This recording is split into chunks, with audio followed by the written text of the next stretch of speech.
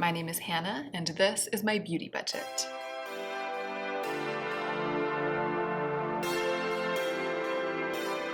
Hey y'all, it's time for my check-in. I'm filming my July check-in today. This is the video in which I report back about what it was like to be on a budget in July, but it's also just a chance for me to kind of touch base and debrief in terms of what my life has been like lately, what's been going on with my channel, what's been going on with my feelings. As usual, in this video, the intro stuff and the meat is all one and the same, so I'm not going to mess around. Let's just go ahead and get right in to the meat of the video.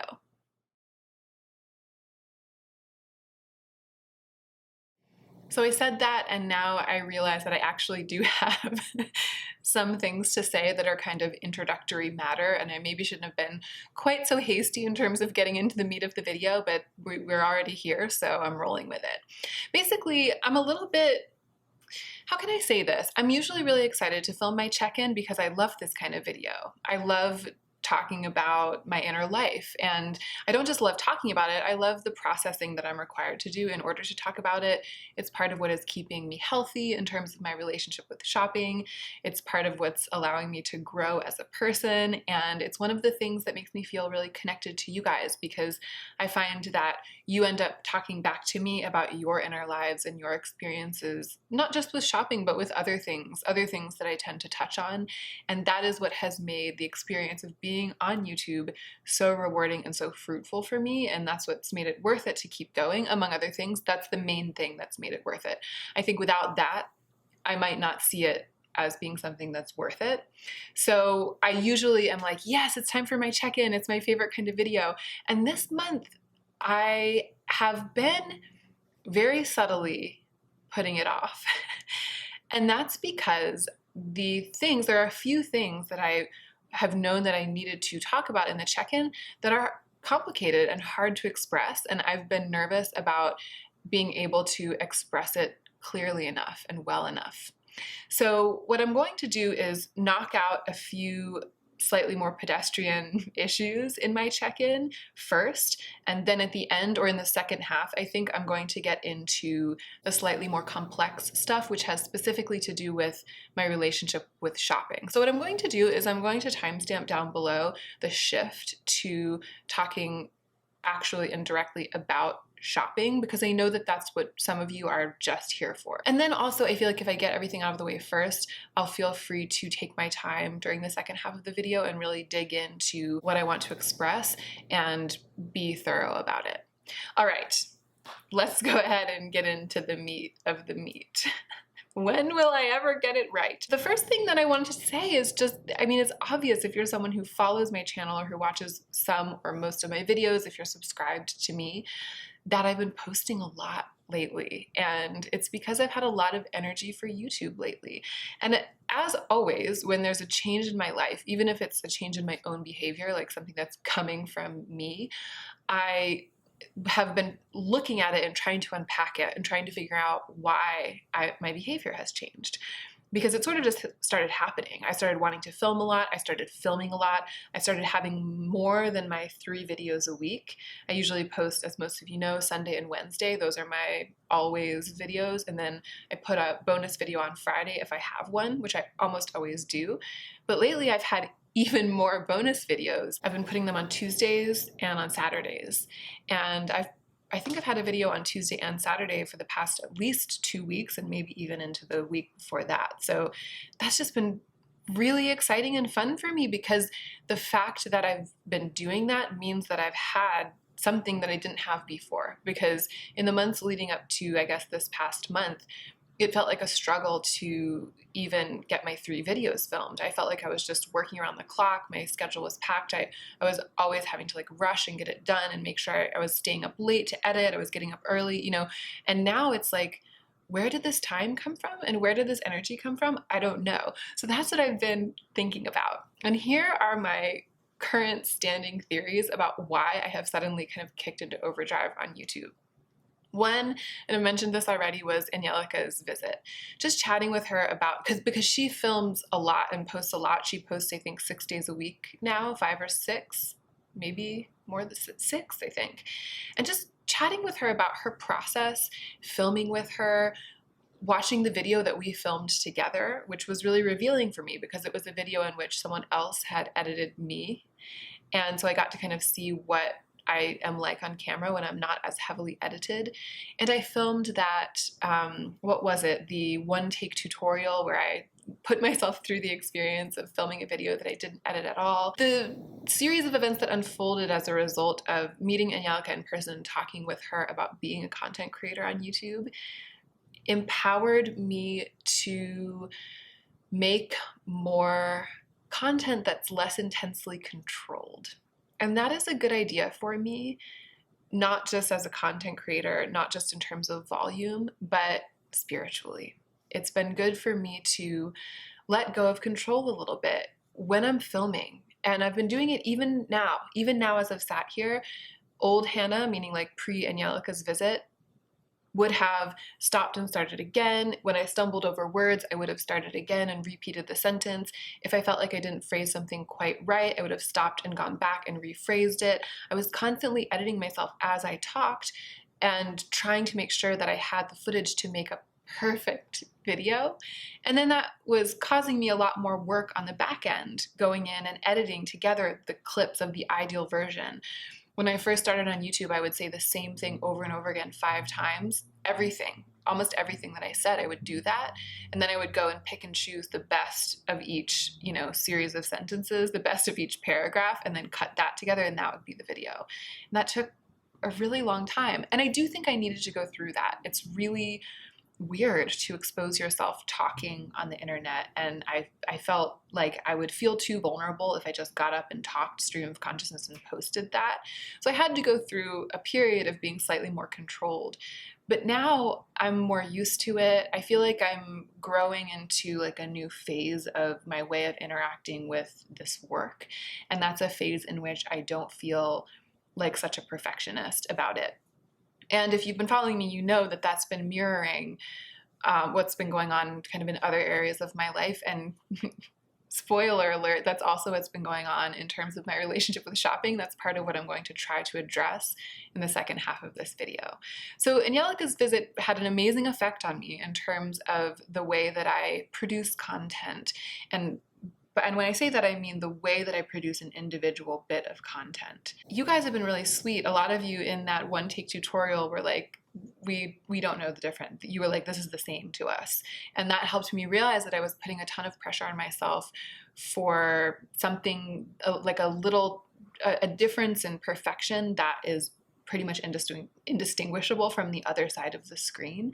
And that was really encouraging. Thank you so much for your comments on that video, because it's just, all of it is helping me. And Angie, if you're watching, thank you for spending the time with me and for sharing your perspective with me and your way of working, because it has really fed me as a person. And again, I can't reiterate enough, all of this is aside from the fact that I've been producing more content. This is the root that I'm talking about. And the root has grown and borne fruit, and that fruit has been extra content. And that's just been a really exciting side effect of this much more important and much deeper kind of change that I've been experiencing. And then the other thing is that I have let myself off the hook a little bit in terms of control over the series on my channel. And the most important one that I let a little bit go of is the corporate ethics series. And I said this, I can't remember if it was in my last check-in or in another video, and I'll say it again here. I haven't forgotten about it. And in fact, the one that's the most overdue, I'm now like 2 months overdue for a corporate ethics video. The one that's the most overdue, I think the one from May, is on hold for a specific reason that will be revealed when I finally am able to film that video. There's something that I need to do. It's like research. The research is deeper and kind of more intense and specific than it ever has been for that video. And I'm just still in the midst of doing it. I'm still gathering information for that. But I am still planning to film that, and I am still planning to film content that addresses what I've learned about the ethics of every corporation from which I've purchased anything with my budget for the whole year. So I haven't jumped ship from that project. But I am allowing myself to just loosen up a little bit. I'm allowing myself to not do it like clockwork every month. I think that in a weird way, like uncorked the bottle of my excitement about filming content. Because what was happening was that I was not letting myself film certain kinds of videos that I really wanted to film because I knew that I was overdue for this specific type of video that I had said that I would do, which was the corporate ethics one. For example, I really have been wanting to film more overhead. So like the video that went up on Saturday, which was the ColourPop unboxing, and I think one should have gone up yesterday, maybe my brown lipstick swatches, that type of video. For ages, I've been wanting to put the camera back up in the overhead position and film a bunch more videos like that. But every time I almost did it, I was like, no, Hannah, you haven't filmed your corporate ethics video yet for May. So if you're gonna film something, if you're gonna put energy into something, it has to be that, because that's next. And so every time I had like a burst of energy where I was like, I really want to suddenly film, I have an idea, tutorial, I want to do glitter, I want to overhead, like I would have these like impulses of energy and creativity. And then I would be like, no, if you have energy, you need to sit down and keep researching these brands, you need to send those emails to those brand owners, you need to like figure out. And so then but that is a different kind of energy, but it would like kill the creative energy. I would disallow myself from doing all the things that I wanted to do. And then the things that I had to do, which were those kinds of research, I would do, but that stuff takes a long time and it's more grueling. It's a little bit demoralizing because it's almost never good, the stuff that I'm uncovering. And so it would turn this like rolling, bursting glitter bonanza of energy into like a rock. And it would like cut it and just be like, wah. And I was doing that, I've been doing that since the beginning of the year. And what that has meant is that in most cases, the corporate ethics videos have been getting up on time. The other kinds of rote channel series, like, you know, my empties, my favorites, all of that stuff has always been like on time, and my check-ins have all been on time, and everything's been like on time and clear and clean and organized. Not only have I sort of let myself off the hook in terms of the corporate ethics video, but even my series, like my empties and my favorites, I've allowed them to just come in a little bit more of a relaxed fashion. So I don't know if you guys even know this, but it used to be that at every turn of the month, my check-in would go up and then it would go empties, favorites, what I bought that month. They were like, those series of videos would all come grouped together with nothing in between. And already at the beginning of the last month, I was just like, and I just let them sort of flow. I think my empties came like in the middle of the month or something. And nobody cared. Nobody was like, it's the third of the month, where's your empties video? I was the one who was putting that kind of pressure on myself. I've been self-employed pretty much my whole life. And even at times when I've had some kind of employer, I've always been self-employed as a creative, as a writer, because you don't get writing done unless you make yourself do it. So I'm really in the habit of making myself do things in an organized fashion, setting goals, hitting those goals. And I tell myself, you know, nobody's going to be your boss for you. And if you want success, you have to be clear about your plans, and then you have to execute your plans, which is true. I mean, if you're someone out there and you're young and you'd like to get into a creative field and you want to be your own boss and you're wondering like, how do you do it? That what I just said is how you do it. It's true. But I think that there's a point of diminishing returns.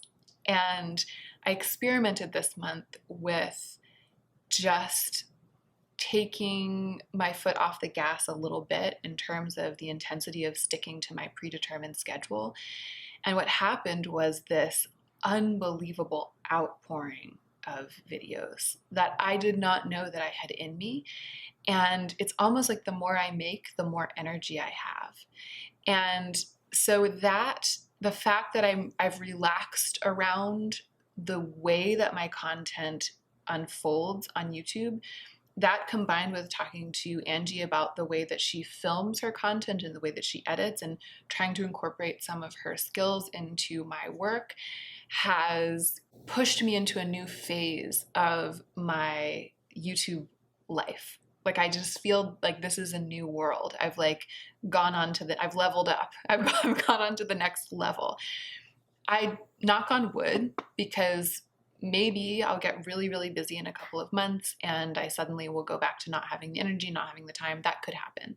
But I do feel like now that I've experienced this way of working, I have it in my pocket. I have a new tool or a new set of tools, and I hope that that set of tools won't desert me, or at least that this will become the new baseline, and that if I have to take a break from time to time, that will be fine, but that I'll always return to this because it's awesome. I really, really love it. I really love making content for YouTube. I did my know by year for a lot of reasons. I wanted to join the party. I wanted to be part of the beauty community, a content creating part of the beauty community.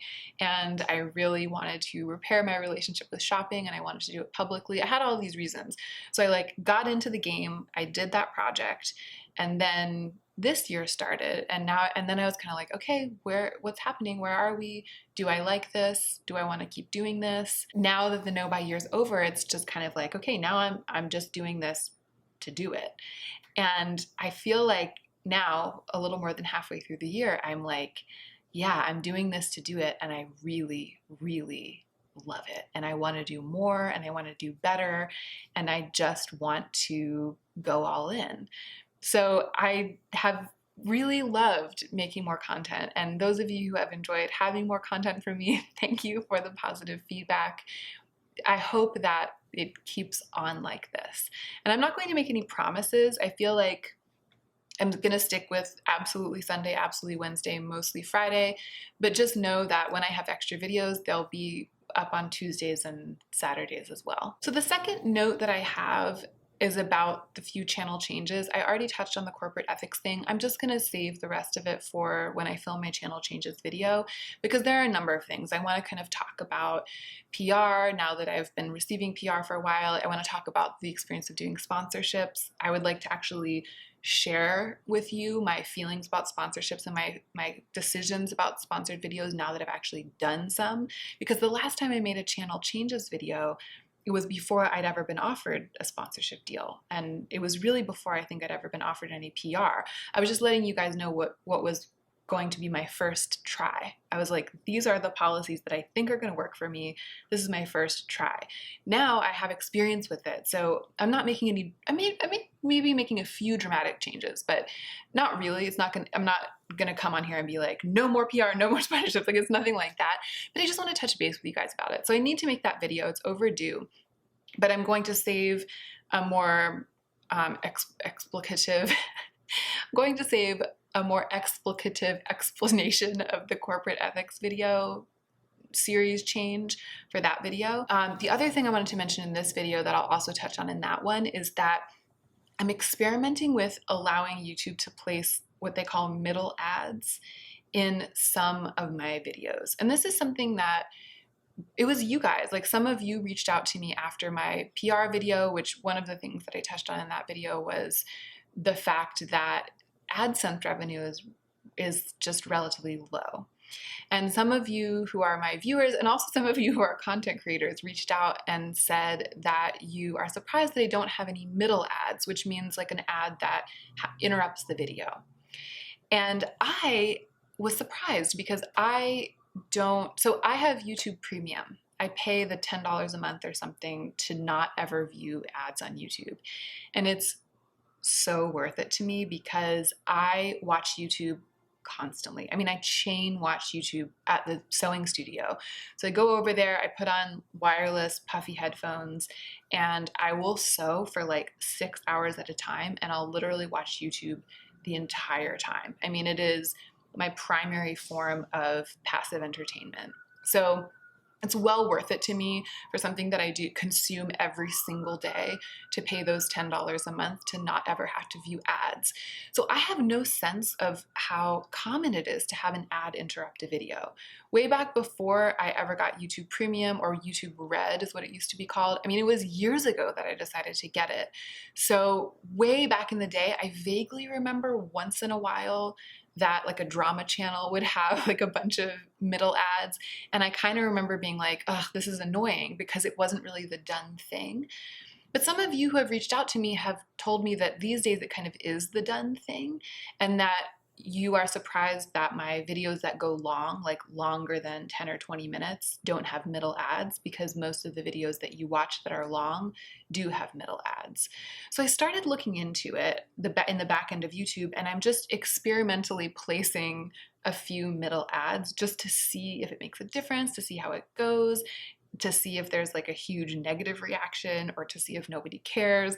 And I mean, feel free to let me know what you think. It's probably something on which everyone has a different opinion, and I'm going to have to make my own decision at the end of the day.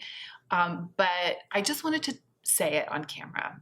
It's already happened. I think maybe the last video or two before this one one of them might have had a middle ad. I'm like scared. I'm tentatively trying it. So I'm like carefully just trying, you know. I don't really know if it's for me, but I didn't want to just all of a sudden like drop the middle ads into all the videos without addressing it on camera, and just like updating you guys in terms of where I'm at with that and like why I started doing it. I just, if it's a normal thing, if it's expected, and if it's not going to make people kind of turned off in terms of watching my longer videos, I think it's a good option, because it's a better option than, for example, doing a bunch more sponsorships. So probably by the time I film my channel changes video, I'll know more about middle ads. I'll have conducted my experiment, and I'll have made a clear decision, and I'll be able to update you then. But for the time being, I just wanted to mention it. So the other notes before I transition into talking about my evolving relationship with shopping just have to do with stress. And I kind of can't even remember like why I wrote. I put a note that says managing stress at the same time. I think what I meant by that note is that even though I have relaxed a little bit and let myself off the hook and allowed the content to just flow and flow, I've also found that there's this kind of like stress reaction to trying to let go. And this has to do too with my trying to let go in terms of my relationship with shopping and spending. I think that it's normal when you start to go easier on yourself. But we all know that when I say go easier on yourself, I'm not talking about breaking your rules, like breaking the rules that you've put in place to keep yourself healthy. That's not what I mean when I say go easy on yourself. Way back in my now iconic video about should you do a no buy year? No, it's in how to do a no buy year. It's my advice about how to do a no buy year. Remember that video? I said, go what did I say? Go easy on yourself. Be hard on yourself, but also don't be too hard on yourself. I think that that's what I said. Be hard on yourself, but also don't be too hard on yourself. So be hard on yourself, meaning like don't break your rules, right? So I still have a routine in place. I still have my budget in place. I still stick to mostly the standards that I set, the goals that I set. I'm still like waking up every day, doing the things, like taking the names, like, you know, I'm doing the stuff. So I'm not going easy on myself in that I'm just like lying around all day, like not getting anything done. I'm not going easy on myself in that I'm allowing myself to go to the mall and spend $1,000. That's not what I mean when I say go easy on yourself. What I mean is letting go of an intense kind of punishing perfectionism inside of those structures, those kind of rules, that framework that I've set for myself and for the life that I want. So a really good example, and now we're kind of getting into the second half of the meat, I'm sort of prefacing it, but a really good example is like there's sticking to your budget, which is something that I'm doing, right? I'm winning, I'm sticking to it. There's that, which is being hard on yourself. I'm being hard on myself by making sure that I only spend a certain amount every month on these certain things that I have historically spent compulsively on. So there's that.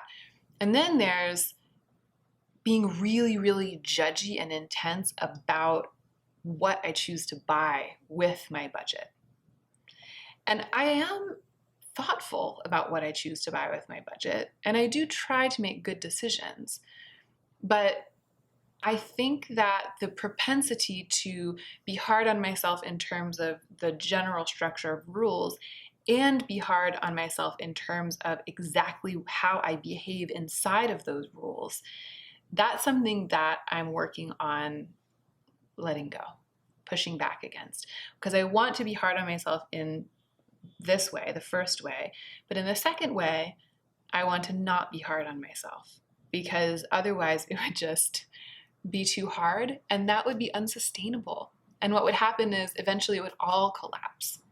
So that's what I mean about when I say going easy on myself. And I kind of lost my train of thought. Oh, so what I was going to say is, I think that when you've been hard on yourself and hard on yourself for a long time in a specific way, and then you kind of start to go easy on yourself. And for me, it's been both the shopping stuff, which I'll talk about, and like the YouTube channel stuff, the like intensity of my schedule and my series and my corporate ethics and all of this stuff. When you start to go easy on yourself, it can be a little bit of its own battle. Like, I have let go of some stuff and I feel my body trying to like seize up again and like, and I have this semi-chronic back. This is getting into like boring. I'll go quickly. It's like boring stuff about my, body. But a few times in my past when I've gotten really stressed, when I've been under like piles and piles of different kinds of stress and it's kind of all come to a head, I've had a physical reaction. It's like the muscles in the upper back, like my neck and my upper shoulders, start to seize up in a super intense and uncomfortable way. And it's almost like a sort of a dullness that starts to rise up through my ears and like into my head. And I feel like I'm underwater. The weird thing is, even though I've been so stressed for the past couple of months and I hadn't felt anything like that happening, when I started to let go of my stress this month, it started to happen. And my back muscles I started to feel it. I woke up one morning and I was like, no, no, no, no, no, no, no, no, no, no, no, no, no. And then I was like, why is this happening? It's like my body doesn't want to let go of the stress. It was like fighting against letting go. But that gave me hope, because it made me feel like I was on the right track. Like, whatever old wounds are being like held on to in those knots, I get that when I started to like encourage them to let go, they were like, no, they don't want to let go. Muscles don't. They don't want to let go of those old wounds. They want to stay knotted around them. So I was like, no, no, no. And then I was like, maybe this is good. Maybe I'm like winning. Maybe I'm like kind of winning the battle against that stuff. So I ramped up my daily meditation, which is, letting go of control. It's like my one thing. And I got 2 massages over the past like 2 weeks, which is a lot for me. I don't really get regular massages, but I had some really, really intense body work done. And I've also been working literally in every moment, like in every hour, every time I think of it, to like let go. I've just had my mind in my back muscles a lot, just reminding them to let go, let go, let go. So the point of telling you this probably boring story about like my back muscles is to touch on the fact that sometimes there can be like a negative stress reaction to a positive change. And it's sort of like a 2 steps forward, 1 step back thing. That's how I've been thinking about it. I've been thinking like I took like 5 steps forward in terms of letting myself be free to do things like create a bunch of content and buy eyeshadow and stuff. I took a couple steps forward and then my body was like, and 1.5 steps back. And I was like, okay, I see you 1.5 steps back. We're going to meditate. We're going to get some massage. We're going to relax our body and we're going to take like 3 more steps forward. So it wasn't all sunshine and roses this month, because I was very worried for a couple of days there that it was going to get like as bad as it has the other 2 times, but it didn't. I think I nipped it in the bud, and I still feel not the best back there. I've still been doing a lot of self-massage and taking Epsom salt baths, but I think at this point that the true danger of it becoming something that I would need to like cancel my life to heal from is past. I'm going to go ahead and move into trying to explain the main thing that I kind of sat down to explain in this check-in. And so this is where the timestamp will come to if you just jumped ahead to this part of the video. Hi, here we are. Let's do it. And if you've been watching the whole time, I did foreshadow some of this. I mean, I've been talking a little bit about the idea of letting go of the intense perfectionism and the intense scrutiny in terms of how I spend, the budget that I spend, even though I'm already being strict about how much I spend. That has kind of been the name of the game. And I talked about it a little bit in last month's video about how I spent my budget. When I talked about buying the lipsticks, the Maybelline lipsticks, and also the clothes at COS. And I narrated a little bit the story time of the experience of buying those things. Those experiences were kind of the first glimmers of a thing that has completely defined this month for me in terms of my relationship with shopping, which I'm now learning is still evolving. And I touched base on this maybe in that video, but it is now about halfway through the month or the year. It's about halfway through the year, and halfway through my no-buy year was when I really started to experience serious change. I felt like the second half of my no-buy year was really, really different from my first half. And I think that the second half of my year, this first year budgeting, is going to be really, really different from the first half as well, because there has been a sea change. I started to feel it towards the end of last month when I shopped for those tops and I shopped for those lipsticks, and it has continued, and I've continued to examine it and continue to try to articulate it, and it has shown even more brightly that kind of change. I want to do my best to kind of I keep foregrounding it. I want to try to explain it. So I just said that I was going to try to explain it, and then I sat here for 4 minutes thinking. All I did was to take a note that says new and lighter relationship with shopping, and then in parentheses Julia's email, because my really good friend Julia sent me an email talking about some of this stuff with me actually after my video about PR. And I'm actually going to read you some of her email in a little bit, because she is so brilliant and she's really thoughtful and emotionally intelligent, and she was able to articulate some things I'm trying to get at. But that's the only note I have for myself. And then I was like, Hannah, why didn't you take better notes to help yourself do better at communicating this thing?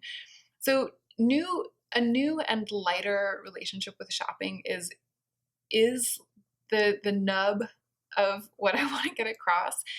I feel like both at the end of last month and during this whole month, I was just less intense about how I spend my budget. I have been really intense about how I spent my budget for the whole year. And I think a lot of that intensity has come from the old mindset of needing to have the thing that I want the most. And within the constraints of my budget, okay, I feel like I'm starting to get at being able to explain it. Within the constraints of my budget, here's the thing about budgeting. It's there's money, there's this money, there's the $200 a month, but because my budget is cumulative, over 2 months, there's $400. And over 6 months, there's not 6 months, over 3 months, there's $600.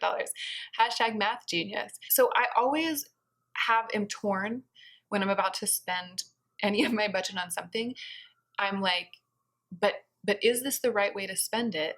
Is there something that I'm going to want in the future that I'm going to want more than I want this right now? I don't know. I don't know. I don't know. I've been spending all of this energy for the first several months of the year worrying about that question. And that's okay. I'm not going to sit here and punish myself for that. I'm not going to retroactively punish myself for that. It's part of the journey. It's part of what I've been doing on my channel. It's part of what makes my channel interesting, because you guys have been watching me go through that process, making judgment calls about the value of stuff to me, and stuff and money and industry, and where my money goes, and what I want to accept into my home, the choice between fewer nicer things and more nicer things and more less nice things. You know what I mean?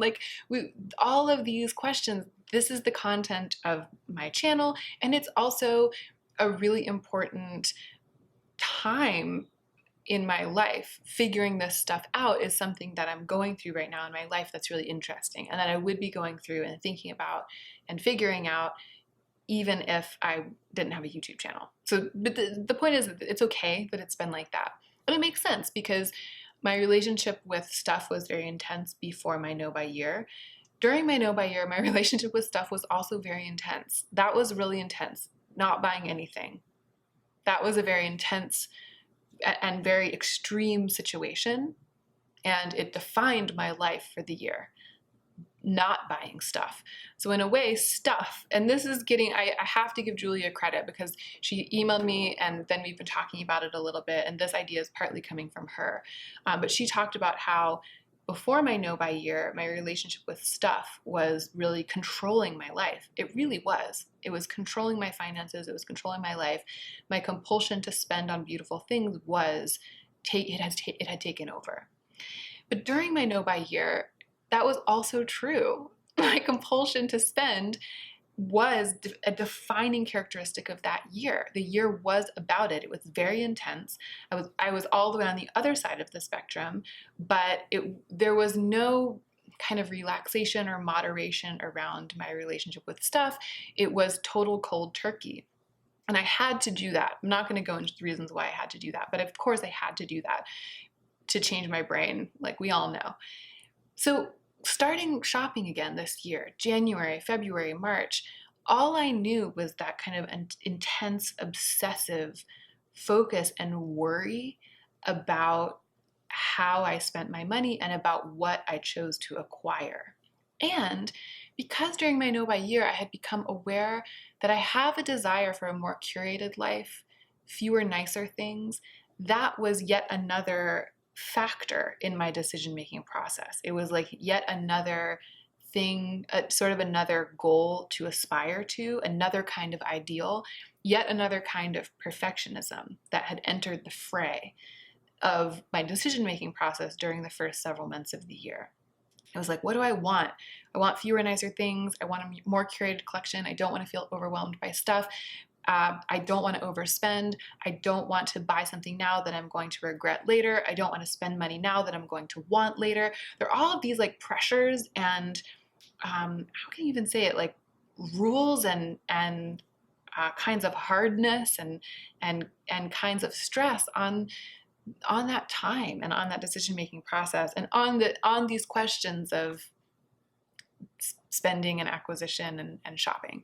So my relationship with this process, it stayed kind of dark and gritty and narrow and hard during the first couple of months of the year.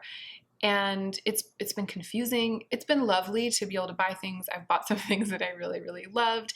And it's been empowering to stick to my budget and to find that I have a little bit of money left over most months that I was able to save, and then that I was able to buy myself a computer and my computer broke, stuff like that. Like there have been so many positive things about it. I'm not saying it's been like a bad time until now. But what I am saying is that the evolution that I'm noticing now is that all of that stuff, those questions, like, is it the right thing? Is it the right time? Is it too much stuff? Is it not enough stuff? Is it nice enough? Is it cheap enough? Is it expensive enough? Like all of those like questions that I've been like leveling at myself. And then in some cases, and not to like shade you guys, but in some cases you guys have been leveling at me, because I can't deny that part of the pressure of how I'm going to spend my budget has to do with the fact that it's so public. So there are a lot of questions and like, again, like hard lines and a lot of like, well, you said you wanted this and then you did this thing that seems like that's not that. And so how do you reconcile that? Those kinds of questions coming not only from you, but from me as well, inside of myself, the voices inside of my head. This month, all of that stuff has just taken a couple of steps back away from me. It's like I was surrounded by I was like in the middle of a ring of figures like talking at me and being like, fewer, nicer things, not overspending, like not thinking too much about shopping, saving your money, not spending your whole budget, like replacements only, like not too much on skincare, like all of the things. I was like surrounded by all of these voices like, and I was like, okay, trying to make decisions inside of that ring.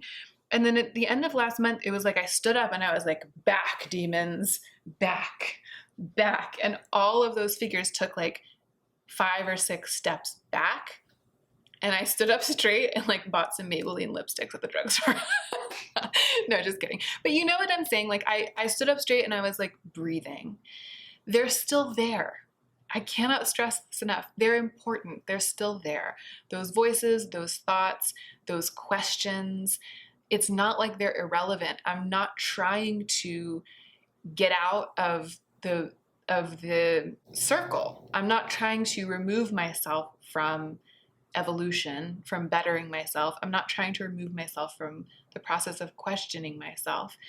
But they had gotten too close. They were too close because all I knew was this like intensity and focus. And now they're back. I'm here, and my relationship with shopping feels so much healthier than it was even 2 or 3 months ago. Even like this year, the budget, even as I settled into budgeting and got used to it, there's something that has changed now that has to do with a kind of lightness. And what's interesting is that I bought, this isn't the video in which I talk about what I bought, that's coming soon, but I bought some makeup, I bought some eyeshadow, which is, you know, a sure sign that something has shifted because I hadn't bought any eyeshadow, and I talked about that a lot. I bought some eyeshadow that I'm really happy that I bought, and the experience of buying it was so good. Like the whole experience was so good. After those figures had all moved back several paces, I was like, I'm gonna buy some eyeshadow. And I bought it, and I got it, and I love it, and they're all still there, and I'm here with the eyeshadow, and everything's just easier. And then I bought a couple more things, and I bought one pretty expensive thing, and then my budget was gone. And then I was like, can't shop anymore this month. And all the figures were still there, and they were all like, can't shop anymore this month, because that's the rule. And that was great too. That's been fine too. I've just been going along. I've loved it.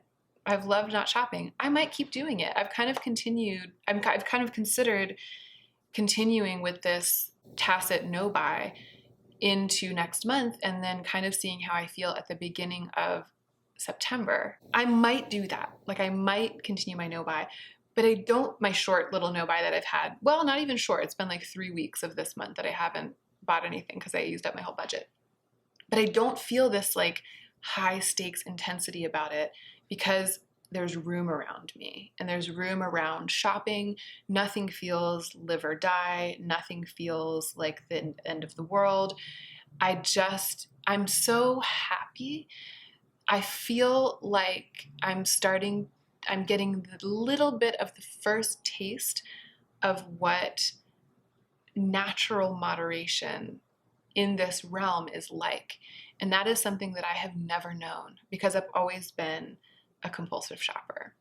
And natural moderation, it requires, for me, not only having rules in place past which I will not go, which for me is my $200 a month budget, but it also requires not punishing myself for less consequential types of goals, perfectionism that involve things like the size of my makeup collection, the color dupes in my single eyeshadows, like those kinds of things.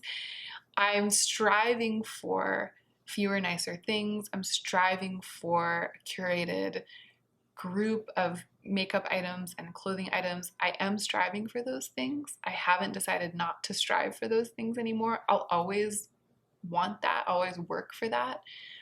But I also am not, I don't have a death grip on a certain kind of lifestyle. What I want is to have fewer, nicer things as like a framing philosophy in my life, but to hold this whole thing lightly because it has been so heavy for so long.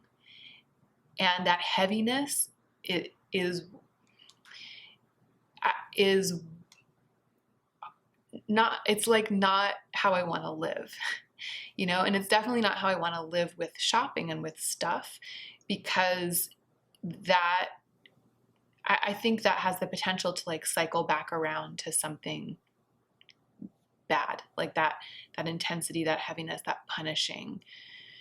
So I'm kind of getting into the contents of Julia's email that I'm not going to share the whole thing with you because she, like me, is verbose, and it was like a 5-paragraph email that she sent to me. I think I said this before, but this email, Julia composed it in the context of a response to my video about PR and the comments in the comment section on that video about PR. But it's not because of the reaction to the PR video that I want to read this to you. It's just because of some other points that she ended up touching on.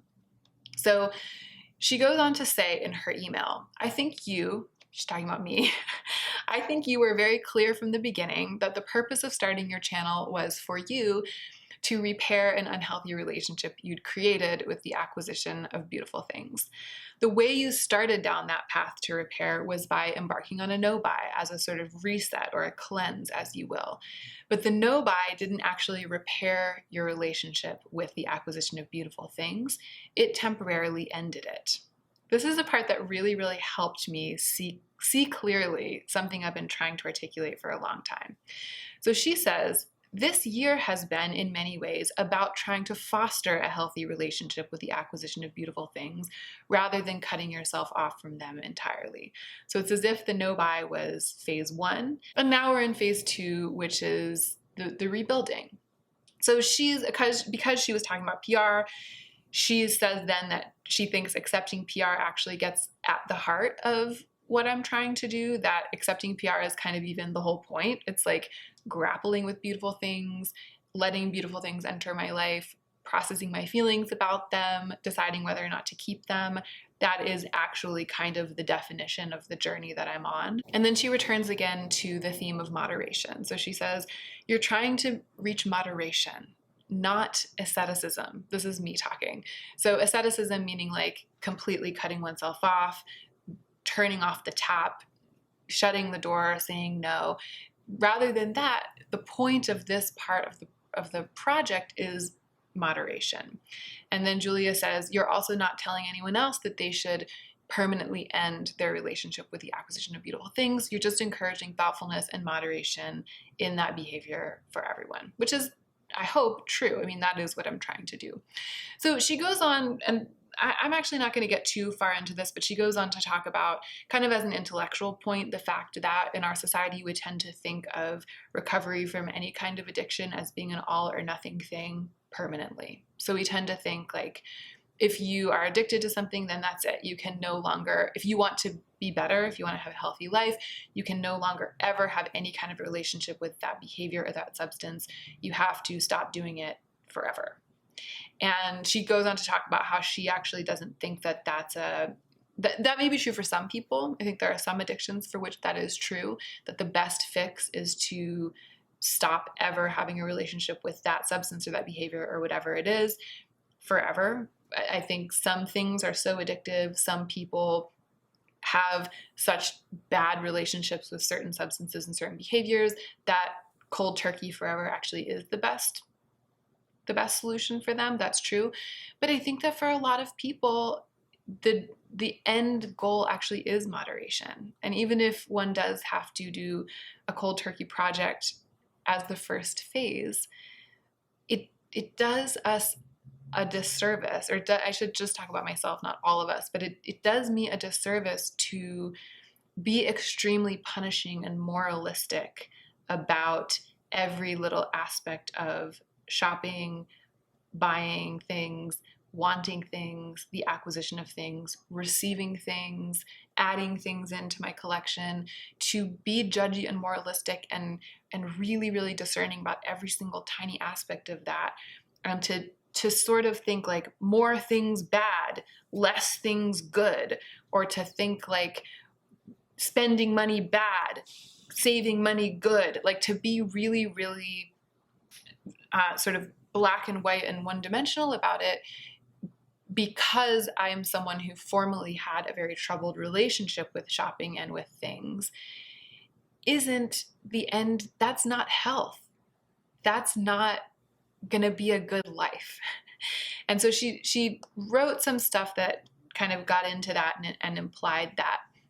And then at the end of her email, she says, if the goal of your journey is that kind of moderation, being able to live with the having and wanting of beautiful things, without the having and wanting of them running your whole life and controlling your mood and how you feel about yourself, which is what I really want. I really want to live with the wanting and live with the having without having the wanting and the having be the dictators of my life, right?